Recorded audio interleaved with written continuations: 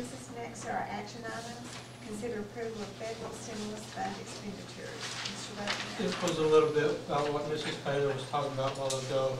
We received different types of federal funds, and this year, in addition to our normal federal funds, we received funds through the ARA, the American Recovery and Reinvestment Act. I think I've previously always referred to them to you as stimulus money. But through that stimulus money, we received money for our Title I-A program, which y'all are aware that we hired an additional pre-K teacher with that money. But on top of that, we got money through Idea B. And through the Idea B, what we did was a comprehensive needs assessment of the district, and then we asked staff to turn in proposals for that money. Some did it much like our grant opportunities. And so staff submitted proposals on expenditure for that money. The applications were reviewed to determine which one met the goals of the ARA program, or the stimulus fund program. And after reviewing those, we make recommendations to you. Glen Rose will receive $338,000 over a 2-year period, meaning we split that in half this year and half next year. As Mrs. Baylor said, they would like to, the federal government would like for us to spend all that money as much as possible up front. So this will spend approximately half of the money, and then we will go through the same process again to start expenditure of the second half of the money as soon as we get all these items purchased and paid for and implemented. The programs that we're implementing for your approval is the iPod Touch technology, and I will let Doug talk a little bit about that in just a minute, that will be used on all campuses. Those devices will have many functions, from podcasting lessons to downloading ebooks and checking them out and taking library books home through the iPod Touch. We're looking at putting those on each campus, and the total for that we would spend out of the ARA fund or the stimulus fund was $50,400.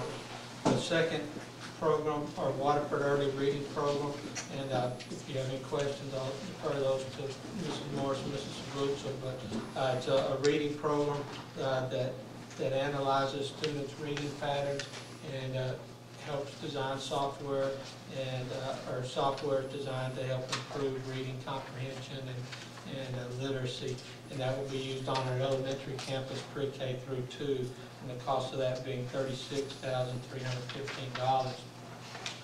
Promethean Active Expression, these you've seen these before. They go with our active boards.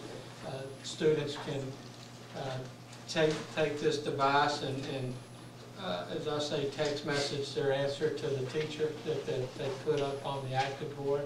It's a great interactive technology tool that our teachers and students are constantly asking for more of, and this will give us an opportunity to provide more of those active expressions in the classroom, and Doug can talk about those.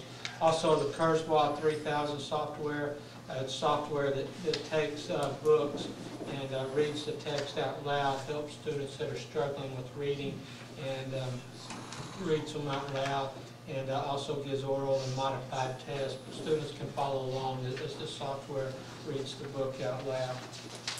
And the last one that I will talk about are computers for life skills that will be put in our junior high campus, and those students will have opportunity to use different technology hardware consistent with the technology integration plans on that campus.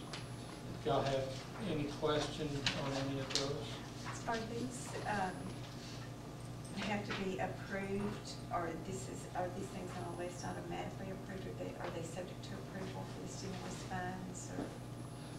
These are what we are asking you. Our policy says any purchase over $25,000 has to go to the board for approval. These are the items we submitted in our grant application. We have to go in and apply for a grant for these. So they've already been approved for the grant. You're qualified. Well, they're not listed specifically as iPod Touches. They may be listed under supplies and materials, or for software or something like that. They do Our qualify grant, for the yes. stimulus funds. Yes, Okay.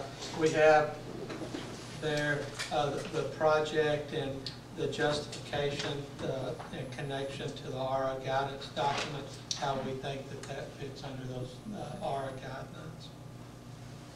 You said, I think, the other day that all federal funding is after the fact, so we'll spend the money now. You spend the money and then you pull down, you draw down from your NOGA, Notice of Grant Award. So when we spend the money, then basically it's, Judy can probably explain that more, but it's more of a reimbursement type. And it's pretty quick turnaround, isn't it, on the Notice of Grant Award? Yeah, we did the funds fairly quickly. So we'll just, after we, if y'all approve these, we'll make the purchases, then we'll send it in through our Notice of Grant Award that we spent this much. So when you go in and apply for the money, you have to categorize how you're going to spend it, so much in supplies or salaries or the different ways that you're going to expend it. You're allowed to make modifications to that throughout the year, but we went in and designated supplies and stuff. Our application wouldn't specifically say iPod touches or Waterford reading program. It would say supplies and materials or programs or broken out in the different.